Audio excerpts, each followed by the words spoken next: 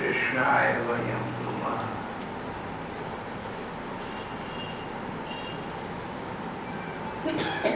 महाराजा पृथु का पूरा जीवन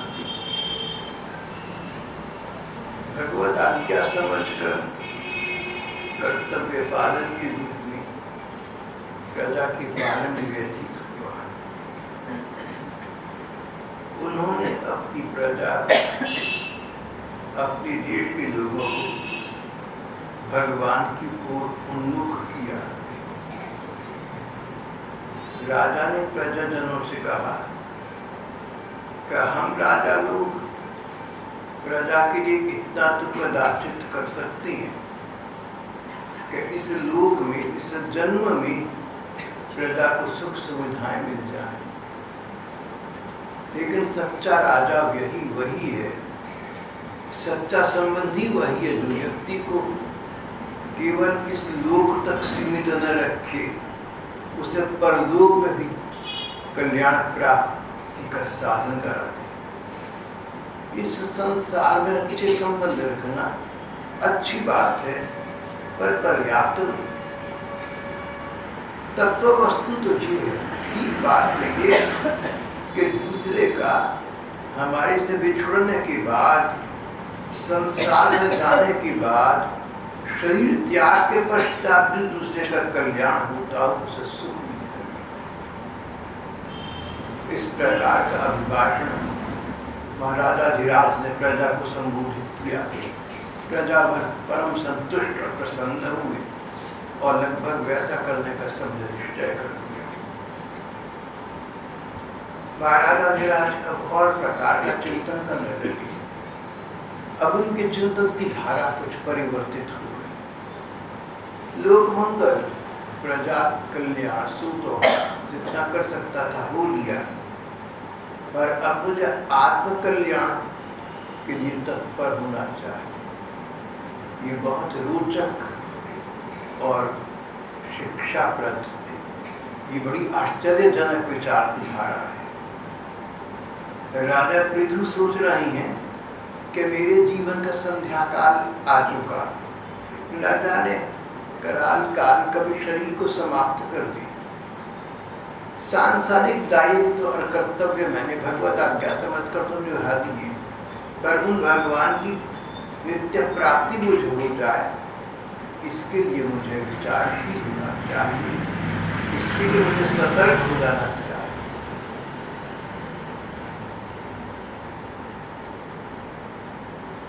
संगी साथी सब गए सारे, कोई न निभ्यो साथ। नारायण या जगत में एक टेक रघुनाथ। अपने आसपास के लोग थे, कुछ बड़े थे, कुछ तो छोटे भी थे, और देखते देखते संसार से चले गए। हम देखते रह गए, हम कुछ कर न सके। और जो शेष रह गए उन्होंने भी जब तक हमारे अच्छे दिन थे हमारा साथ दिया, पूरे दिन आ गए तो उतना साथ उतने लोगों ने न दिया। ये संसार तो स्वार्थ का सिद्धांत जानता है और यहाँ से चले भी जाना है, इसलिए आगे का अपने भविष्य की उज्ज्वलता का विचार करना चाहिए।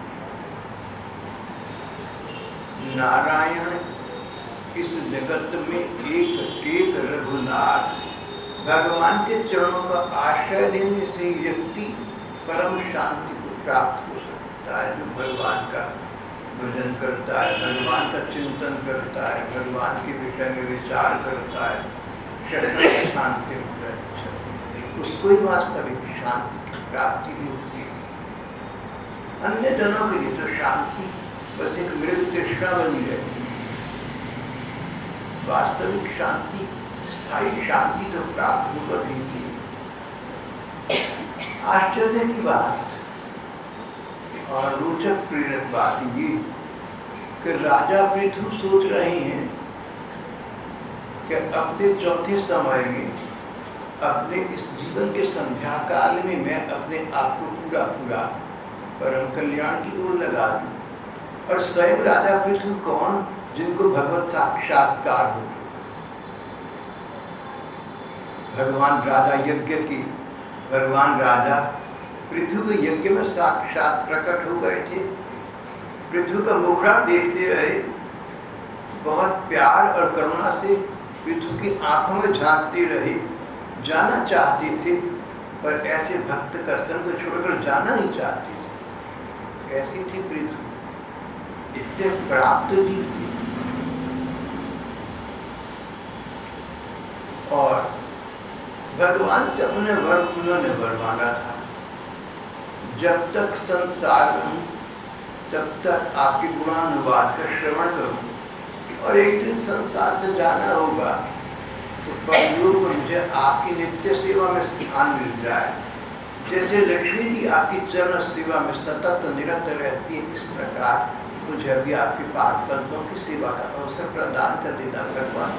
भगवान ने मुस्कुराकर नमस्तु कहा था, राजन ऐसा ही होगा। तो पृथु इस समय ऐसे व्यक्ति हैं जिनको भगवत साक्षात्कार सबके सामने हो चुका है, और भगवान ये कह चुके कि इस जन्म के बाद अगले जन्म में तुम मेरे पास आ जाओगे, मेरी सदा सेवा में रहोगे। जीवन का चरम लक्ष्य तो पृथु प्राप्त कर चुके, और चरम लक्ष्य प्राप्त करने के पश्चात, भगवत प्राप्ति के पश्चात, भगवत आश्वासन के पश्चात सोच रही हैं अब मुझे ऐसा कुछ मन, ऐसा कुछ समय कहीं यापन करना चाहिए कि भगवान की ओर।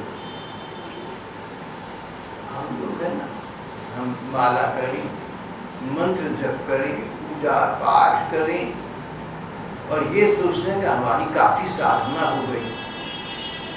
तो राजा पृथु का विचार कर लेना, भगवत साक्षात्कार हो गया, भगवान से आश्वासन नित्य जीवन का प्राप्त हो गया, फिर भी सोच रही है कि मुझे और साधना करनी चाहिए।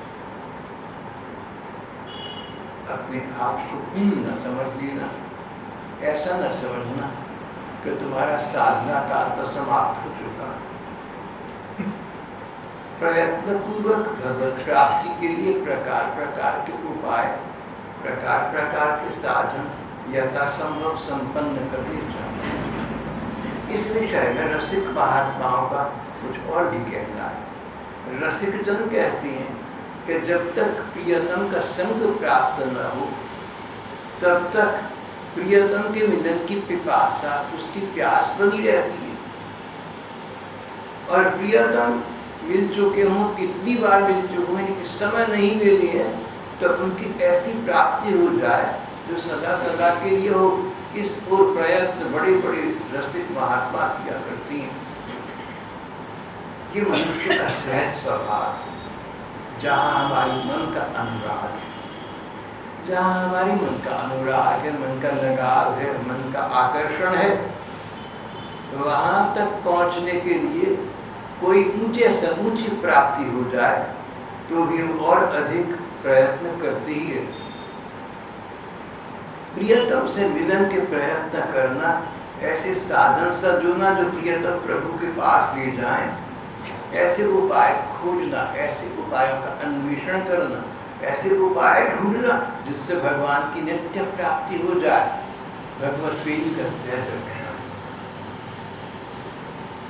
पृथु राजा थी, उस समय संसार की सबसे बड़ी राजा थी, एक छत्र अधिपति थी, भगवत दर्शन हो चुका था, भगवान पर मुक्त हो चुकी थी, उन्होंने नित्य सेवा प्राप्ति का इन्हें वरदान दे दिया था। अब इनके करने के लिए कुछ था ही नहीं। भगवान कह चुके कि तुम प्रारब्ध भोगने के पश्चात, इस शरीर को छोड़ने के पश्चात नित्य धाम में मेरी नित्य सेवा में आ जाओगे। राजा को तो कुछ काम ही नहीं रहा, ऐसा तो नहीं हुआ। महाराज ने कहा कि श्री कृष्ण मिलन के लिए, भगवत मिलन के लिए मुझे अपने से प्रयत्न प्रयास अभी भी करने चाहिए। मन सहज उधर आकृष्ट होता है, मन सहज स्पॉन्टेनियसली अपने आप, जहाँ मन का आकर्षण है, आकर्षण का अर्थ ही हमारा मन वहाँ जाता है। अपना विश्लेषण हमें स्वयं करना चाहिए। अब तक आदमी से सब स्वयं कर सकती हैं, कितना समय है जब हमारा मन ठाकुर में अपने आप जाता है। तो 3 बातें हो गई। संसार में संसार के कार्य करना सभी कर रहे हैं। दूसरा, उसमें से समय निकाल कर भजन करना, पूजन करना, पाठ करना, स्वाध्याय, सत्संग, संत सेवा, परोपकार इत्यादि। जो लोग इस प्रकार का समय निकालकर ईशाराधन में लग सकते हैं, भगवत आराधन में लग सकते हैं, समय निकाल कर लगते हैं, धन्य है वे। पर तीसरा वर्ग भी तो है। कदाचित कुछ ऐसे भक्तों का भजन पूजन करें न करें, उनका मन अपने आप भगवान में चला जाता है।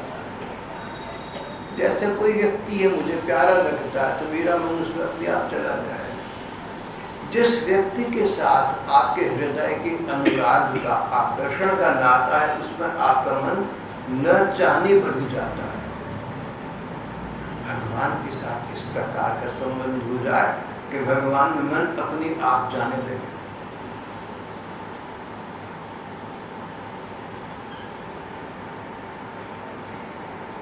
पृथु कहने लगे अब मुझे कुछ ऐसी साधन साधना करनी चाहिए। जीवन का संध्या काल आ पहुंचा, न जाने प्रारब्ध कब मुझे संसार से क्या पत्र दिलवा दी और मैं दूसरी लोग पर पहुंच जाऊं। कराल काल के आने से पूर्व जीवन के इस संध्या काल में मुझे भगवत प्राप्ति के लिए पूर्ण प्रयास अपनी ओर से करना चाहिए। एक दिन इस प्रकार राज दरबार में बैठे महाराज आत्मकल्याण के विषय में यही विचार कर रहे थे, अब आगे मुझे क्या करना चाहिए।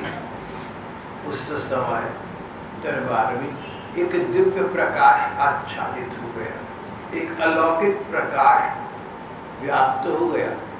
सबका ध्यान आकृष्ट हुआ, देखा सनकादि ऋषि आ रहे। सनकादि ऋषि, सनक जमा आदि, सनक वगैरह, सनक, सनातन, सनंदन और सनत कुमार, ये 4 भाई हैं। जब सृष्टि का आरंभ हुआ, जब दुनिया ब्रह्मा जी ने शुरू की, तो ब्रह्मा जी ने पहली जो मानसिक सृष्टि की थी वो सनकादि ऋषि थी। लेकिन ये विरक्त होकर चले गए, तब उन्होंने अन्य मानसिक पुत्रों की उत्पत्ति की। अन्य मानसिक पुत्रों में नारद जी, दक्ष प्रजापति, बनु इत्यादि थे। सनकादि ऋषि तो यूं ही ब्रह्मा जी की कृपा से प्रकट हुए, ब्रह्मा जी को प्रणाम करके विरक्त हो गए, संसार के सुख भोगों से, कर्तव्य पालन से, सबसे विरक्त हो गए। बोले हम तो भगवत चिंतन में समय बिताएंगे।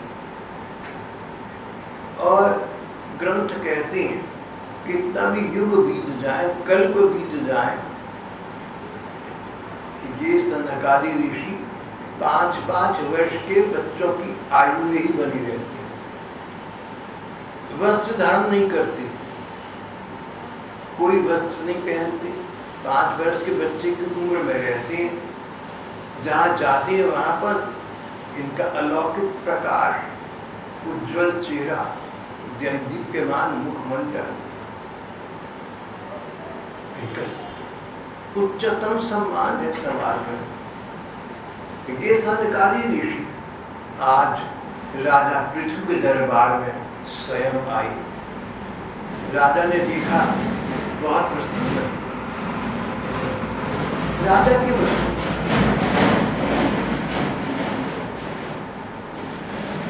पृथु के मन में ऐसा विचार तो एक क्षण को भी न आया कि मुझे तो साक्षात भगवान दर्शन दे चुके, साक्षात भगवान मेरा मुखड़ा दर्शन करते रहे, जा न सकी थी। साक्षात भगवान अपने नित्य शिवम लेने का मुझे आश्वासन दे चुके। ये विचारों ने उन्हें ग्रस्त नहीं किया। निरभिमानी व्यक्ति थे। निरभिमानी व्यक्ति भगवान को प्रिय होता है। किसी प्रकार का अहंकार न, किसी प्रकार का औरों की अपेक्षा अपने बड़प्पन न देखना। कर्तव्य की दृष्टि से अपने में श्रेष्ठता का भाव हो तो आपत्ति नहीं।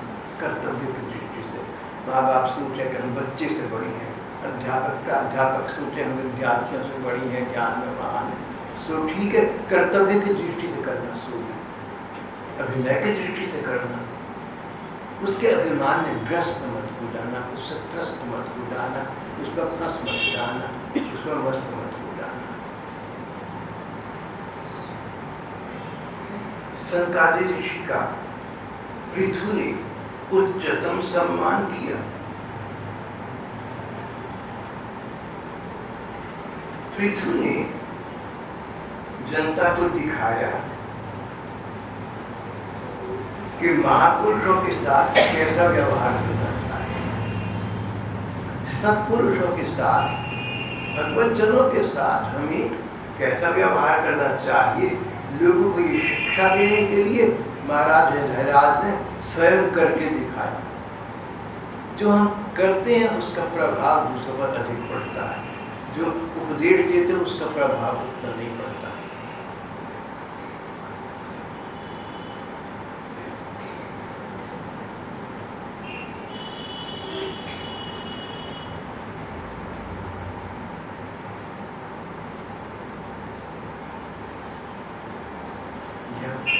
सनकादि ऋषि सुखपूर्वक आसन पर विराज गए तब पृथु ने उनके गौरव से प्रभावित होकर विनय के साथ गर्दन झुकाए हुए उनकी पूजा की, उनकी आरती उतारी, उनको प्रणाम किया, उनकी वंदना की, उनके चरणों तक को अपने सिर के बालों पर छिड़का।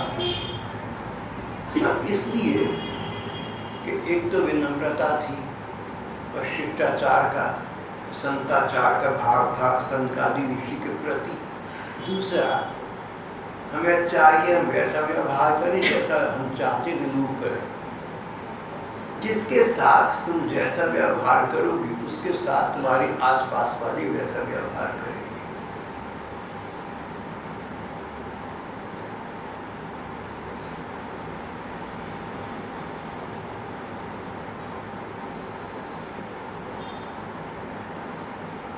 इतना करने के पश्चात राजा पृथु ने कहा, महजनों, मैं सोच नहीं पा रहा हूं मुझसे ऐसा कितना बड़ा महान पुण्य बना होगा जिससे स्वतः आपका दर्शन प्राप्त हुआ। आप अपने आप हमारे दरबार में पधारी, जिनके घरों में आप जैसे भगवत भक्त छोटी मोटी कोई चीज भी जाकर स्वीकार कर लें। वे गृहस्थ धनहीन हो तो भी धन्य है, तो भी धनवान है। और दूसरे जिन घरों में भगवत भक्तों के कभी पांव नहीं पड़े, उनके पास संसार की कितनी धन दौलत हो वो निर्धन रहे, निर्धनी चली जाएगी। मुनीश्वरों, आपका स्वागत है। स्वामियों, हम लोग अपने कर्मों के वशीभूत होकर इस संसार में पड़े हुए केवल इंद्रिय संबंधी भोगों को ही परम पुरुषार्थ मान रहे हैं। हम संसार के सुख भोगों को ही परम उपलब्धि मान रहे हैं। सरकार से कोई बड़ा खिताब मिल गया, पदवी मिल गई, उसी में बड़ी प्रसन्न होती। संत हनुमान प्रसाद पोद्दार को तत्कालीन सरकार ने भारत रत्न की उपाधि देनी चाहिए, उन्होंने अस्वीकार कर दिया, बोले मैं क्या करूं, नहीं।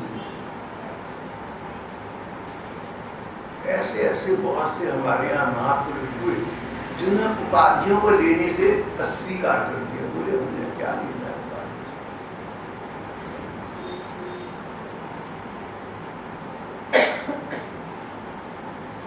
आदि, व्याधि और उपाधि, ये तीनों ही बहुत खतरनाक है। आदि मानसिक कष्ट, व्याधि शरीर के रोग, और उपाधि जो बाहर से हमें चीज दे दी गई, हम पर आरोपित कर दी गई, लागू कर दी गई। आदि व्याधि के साथ उपाधि का भी नाम आता है। भारत रत्न का खिताब मिल गया, उपाधि मिल गई भारत रत्न, अब नाम के साथ लिखेंगे, लोगों को पता लगे कि भारत रत्न राष्ट्रपति ने हमारा सम्मान किया। ये विचार नहीं आता कि राष्ट्रपति स्वयं 4 दिन की चांदनी है, तुम्हें उपाधि देकर वे स्वयं उपाधि मुक्त हो जाएंगे और उनकी भांति एक दिन तुम भी उपाधि मुक्त हो जाओगे। भैया उपाधियों में क्या है? ये बातें विवेकशील लोगों की हैं, भक्ति प्राप्त लोगों की हैं, ऊंचे उठे लोगों के। साधारण लोगों को तो उपाधियों इत्यादि से प्रसन्नता मिलती ही है। तो उपाधि मिल गई, रुपया पैसा मिल गया, धन संपत्ति मिल गई, संसार की बड़ी बड़ी चीजें जो मानी जाती है, मिलने पर हमारा मन सुख प्राप्त करता है, हम बड़े प्रसन्न होते हैं। राजा ने कहा ये बड़ी नासमझी है, बड़ी मूर्खता है। संसार के अच्छे से अच्छे बड़े से बड़े पदार्थ मिल जाए तो क्या तुम्हारा साथ देंगे या तुम्हारे साथ चले जाएंगे? ऐसे धन का अर्जन करो, ऐसी संपत्ति का समार्जन करो जो तुम्हारे साथ जाए। शरीर साथ छोड़ दे पर वो वस्तु तुम्हारा साथ न छोड़े, वो भगवान का भजन स्मरण।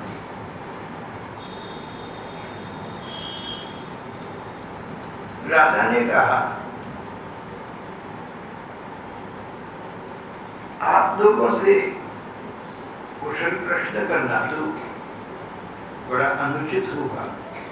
आपसे आपका हाल, तो आपका स्वास्थ्य कैसा है, आपका हाल कैसा है, स्थिति कैसी चल रही है, 2-4 पैसे जमा करके इकट्ठे कर लिए कि नहीं कर लिए, महाराज बुढ़ापे में क्या होगा ये भी सोचा है कि नहीं। जो सच्चे संत महंत हैं वो तो भगवान पर के भरोसे बैठे, तो वो क्या तो अर्जन करेंगे, क्या उपार्जन करेंगे, क्या संग्रह परिग्रह करेंगे, भगवान के भरोसे बैठ गए। संत महात्मा वही है। तो संत महात्माओं से कुशल प्रश्न करने में उनका और अपना समय नाश नहीं करना चाहिए। पृथु ने कहा आपसे कुशल प्रश्न करना उचित नहीं है, क्योंकि सबसे बड़ी कुशल आपकी आत्मरमण है। अपने आप में, अपने अंदर जो भगवान है उनसे सुख पाना है, सो तो आप कर ही रहे हैं।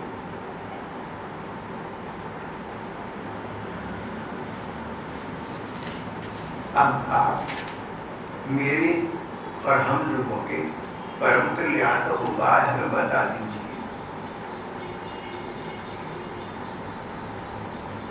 सनकादि ऋषि हंस पड़े। सनकादि भाइयों में सबसे बड़े थे सनत कुमार। सनत कुमार ने कहा राजन, जो जो आपने बातें कही हैं आपके अनुरूप हैं। महान लोग ही महान बातें कर सकते हैं। आप महान, आप भगवत प्राप्त हैं, भगवान की नित्य सेवा आपके लिए निश्चित हो चुकी है, सब हम जानते हैं। और फिर आप अपने उद्धार का उपाय पूछ रहे हैं। ये आपकी निरभिमानता और लोक रक्षण नहीं तो और क्या है। लोक संग्रह के लिए आप ऐसा पूछ रहे हैं, तो आपका पूछना उचित है।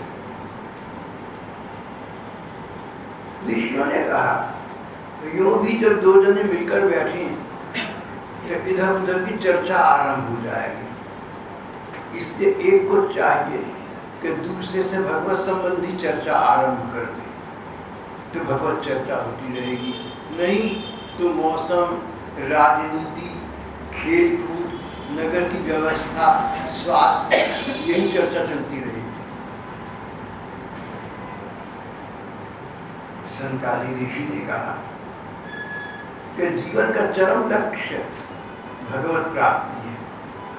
भगवत प्राप्ति का अर्थ भगवत प्रेम की प्राप्ति है।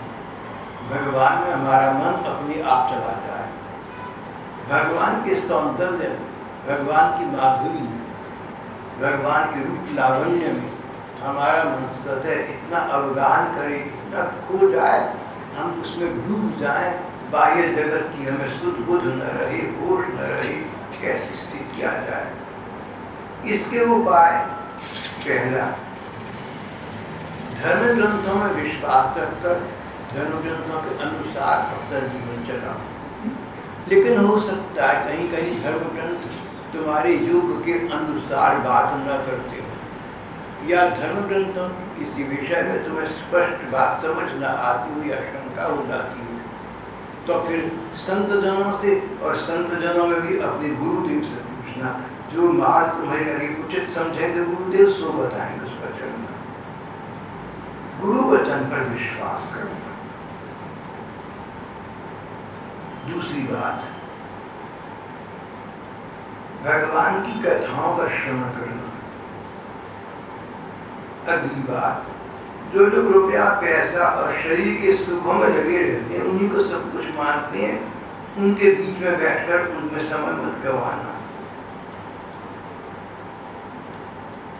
जो लोग संसार के सुखों को सर्वोपरि मानते हैं, उनको देख देख कर तुम्हें भी संसार का सुख मिले, पैसा मिले, तुम्हारी भी लॉटरी खुल जाए, इस प्रकार के अपने मन में इच्छाएं मत लाना। गलत लोगों को देखकर गलत इच्छाएं उत्पन्न होंगी। तुम अपना विचरण, अपना रमण भगवत जनों में करो, भगवत चर्चा होगी, उसमें मन जाएगा, वही शाश्वत सुख की प्राप्ति कराने वाला है। कभी कभी समय मिले तो एकांत सेवन करना, अकेले में बैठकर भगवत चिंतन करना। एकांत चिंतन, एकांत सेवन थोड़ा बहुत तो सभी को रोज करना चाहिए, चाहे 10 मिनट या 5 मिनट का। और प्रयत्न पूर्वक ऐसा प्रयत्न करना कि उस समय मन में संसार के विचार तो आएंगे, संसार में रहते संसार के विचार आएंगे, प्रयत्न पूर्वक कोशिश कर उन विचारों को बाहर निकाले, मन को समझाए कि अरे भैया 10 मिनट है, इसमें तो भगवान का चिंतन कर ले। भले ही ठाकुर जी को कोई चित्र आंखों के सामने रखना पड़े और खुली आंखों चित्र को देखें, भगवान के अंग अंग के सौंदर्य को निहारें, जैसे भी हो सके।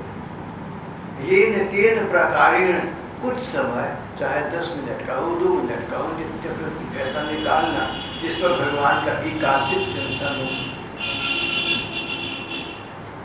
एकांतिक चिंतन, मौन एकांत बहुत आवश्यक है।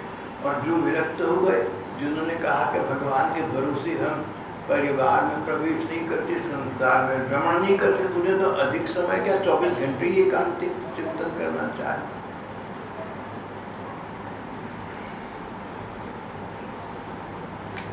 अहिंसा आदि नियमों का पालन करना, किसी की निंदा न करना,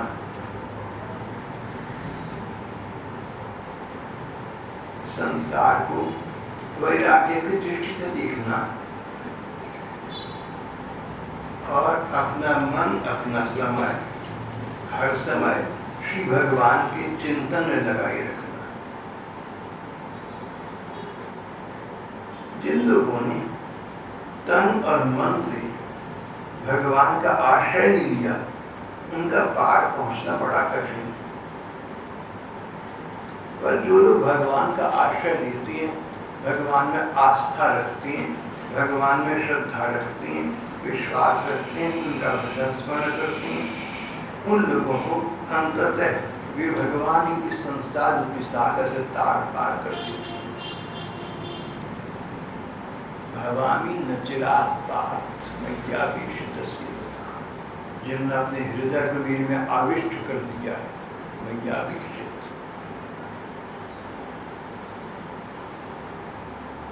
न चिराग, देर नहीं लगाता उनका कल्याण करने में। श्री भगवान ने गीता जी में ऐसा कहा है।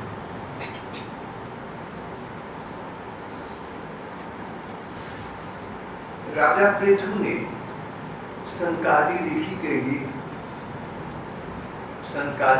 की ये बोध वार्ता सुन बहुत प्रसन्न हुए। राजा ने कहा, भगवान, पहले भगवान ने मुझ पर कृपा की थी, अपने दर्शन दिए थे, और उस कृपा को पूर्ण करने के लिए अब आपके दर्शन हुए। दूसरे का सम्मान करना, दूसरों का सम्मान करना, उन्हें भगवत स्वरूप समझना, इससे चिढ़ना नहीं, कुढ़ना नहीं। लोग तो है ना तरह तरह की बातें करेंगे, लोग तो ऐसी बातें करेंगे जो चिढ़ाने और कुढ़ाने वाली हैं। अगर आप चिढ़ते कुढ़ते हैं तो जैसे और लोग वैसे आप। लेकिन जो विवेकशील व्यक्ति है, विचार कर सकता है, जिसको परम तत्व का पता है, जो परम लक्ष्य को प्राप्त करना चाहता है, जो भगवत पथ का पथ है, कि उसके लिए कोई चिढ़ाता हो, कोई चिढ़ाने वाली बात करे, कुढ़ाने वाली बात करे, तुम अपने मन को मत लगाना। संसार है, नाटक है, ये सब तो हो गई, तुनकना नहीं। जरा जरा सी बात पर आवेश में न आ जाना, आक्रोश का ग्रास मत बनना, उत्तेजित होकर मत बोलना, क्रुद्ध दृष्टि से किसी को न देखना। कईयों की दृष्टि में क्रोध, ऐसा क्रोध दूसरा डर जाए, ऐसा न बनाना अपने को कि लोग तुमसे डरते हैं, ऐसा बनाना कि लोग तुम्हारे संग में सुख और आश्वासन प्राप्त करते हैं। व्यक्ति वही है जिससे मिलकर लोगों को सुख चैन मिलता हो। हमसे मिलकर लोगों को सुख चैन मिलना चाहिए। कोई विरोधी व्यक्ति हो, कोई विपक्षी व्यक्ति हो, उसको भी हमारी पर ये विश्वास हो कि हम उसके हित चिंतक अवश्य हैं।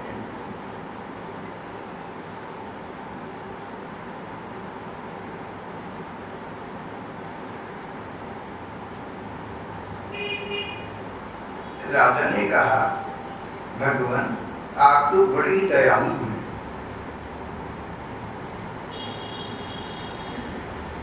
आपने मुझे उद्बोध प्रदान किया, आपने मुझे शिक्षा प्रदान की। धर्म ग्रंथों का विधान है कि संतजन या गुरुजन अगर तुम्हें उद्बोध प्रदान करें, उपदेश प्रदान करें, तो उनको दक्षिणा अवश्य देना। श्रद्धा के साथ कोई छोटी मोटी चीज ऐसी तुम्हारी सामर्थ्य हो, दे देना। दक्षिणा की बड़ी महिमा है। राजा पृथु ने कहा, आप लोगों ने मुझे तत्व ज्ञान प्रदान किया, बदले में आपको मैं दे ही क्या सकता। ये शरीर है और इसके अंग है, सब आपके। राज्य है, परिवार है, कोष है, ये भी सब आपका है। बस त्वदीयं वस्तु गोविंद तुभ्यमेव समर्पिता। भगवान आपकी ये वस्तुएं जो मेरे पास हैं, यही मैं आपको अर्पित करता हूँ। तेरा तुझको अर्पण काल आ गया।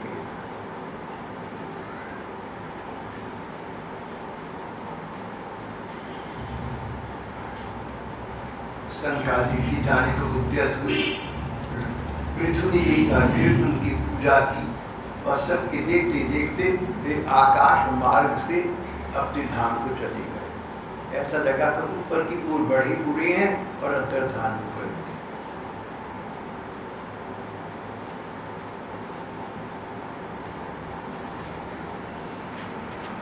पृथ्वी ने सोचा कि देखो भगवान कितने कृपालु हैं, कितने दयालु हैं। ठाकुर मैं सोच रहा था कि मुझे कोई उद्बोध प्रदान करने वाला प्राप्त हो जाए, आपने संकाली ऋषि को भेज दिया। हमारे ग्रंथ कहते हैं कि गुरु को खोजते मत फिरना। अगर तुम सत शिष्य हो तो तुम्हारे योग्य सद्गुरु भगवान तुम्हें स्वयं दिलवा देंगे। इनको भगवान ने राजा पृथु को संकाली ऋषि दिलवा दिए। राजा ने विचार किया, अब मुझे संसार से विरत हो जाना चाहिए। अंतिम पुरुषार्थ, अब मुझे अंतिम पुरुषार्थ भगवान की नित्य सेवा प्राप्ति के लिए जुट जाना चाहिए। ये सोचकर उन्होंने अपने विरह में रुचि हुई पुत्री रूपा पृथ्वी का भार पुत्रों को सौंप दिया। सारी प्रजा को विरक्ति छोड़कर वे अपनी पत्नी सहित तप करने के लिए वन की ओर चले गए। पृथ्वी के बेटे थे विजिताश्व, बड़ी बेटे विजिताश्व। जब इंद्र यज्ञ से इनका घोड़ा चुराकर भाग रहे थे तो बड़े बेटे ने इंद्र पर विजय प्राप्त करके घोड़ा वापस लाने का काम किया। तब से उनको सब लोग विजिताश्व कहने लगे। विजिताश्व को उन्होंने प्रजा का पालन प्रदान कर दिया। प्रजा को विरक्ति छोड़कर अगर तुम ये सोचोगे कि भगवान को दुख होगा अगर मैं भजन करूं, पूजन करूं, तीर्थ में जाऊं, सत्संग में जाऊं, भाई इन विचारों को दुख ना हो तो ऐसा समय तो आने वाला नहीं। सर्वोत्तम वस्तु, सर्वोत्तम बहुमूल्य भगवान का भजन स्मरण है, उससे ऊपर तो कुछ भी नहीं है। इसलिए संसार अगर तुम्हारी जाने से रोता हो तो उसकी चिंता न करके भगवान के उनके सुपुर्द करके तुम अपने मार्ग पर चली जाना। भगवान कल्याण करने वाली है, सबका कल्याण करें। 500 वर्ष पहले चैतन्य महाप्रभु 24 वर्ष के थे, अपनी पत्नी और विधवा माँ को घर पर छोड़कर रात के समय निकल पड़े सन्यासी होने के लिए। तो जब गंगा जी के किनारे पहुंचे, पीछे मुड़कर अपने गांव की तरफ देखा, घर की तरफ देखा, बोले भगवान आप जगन्नाथ हैं, आप सारे जगत के नाथ हैं, आपके जगत में मैं भी हूँ और मेरी माता भी है और मेरी पूर्वाश्रम की पत्नी विष्णुप्रिया भी है। भगवान आप सर्वसमर्थ हैं, आप इनका कल्याण करना। मन ही मन उन्होंने अपनी पत्नी और माता से कहा कि मैं तुम्हें निराश्रित छोड़कर नहीं जा रहा, भगवान के आश्रम में छोड़कर जा रहा। राजा प्रजा को विरक्ति छोड़कर पत्नी को साथ लेकर तपोवन चले गए। वनों में जाकर उन्होंने भगवान श्री कृष्ण की आराधना के लिए उत्तम भजन आरंभ कर दिया। घोर तपस्या की। बड़े राजा रहे थे और पत्नी उनकी बहुत सुकुमारी थी। भला उनमें क्या सुविधा मिल सकती है, लेकिन उन्होंने भगवत प्राप्ति को लक्ष्य बनाकर मार्ग में जो जो कठिनाइयाँ बाधाएं आई उनकी परवाह चिंता न करके अपने मन को भगवत चिंतन में लगा रखा। इसको तपस्या कहते हैं। राजा और रानी ने इस प्रकार तपस्या की।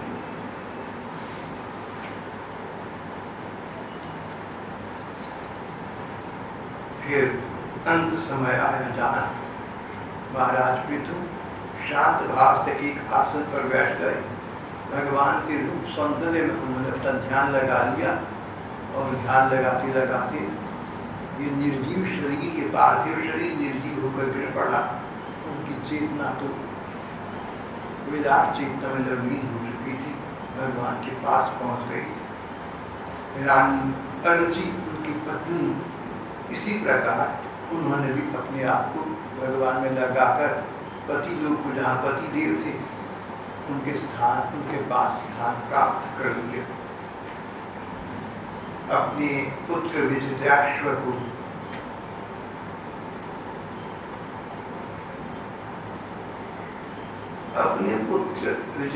को उन राजा ने अगला राजा बना दिया था। विजिताश्व जो था अपने पिता नृप की भांति निकला। राजा विजिताश्व अपने पिता नृप पृथु की भांति निकला।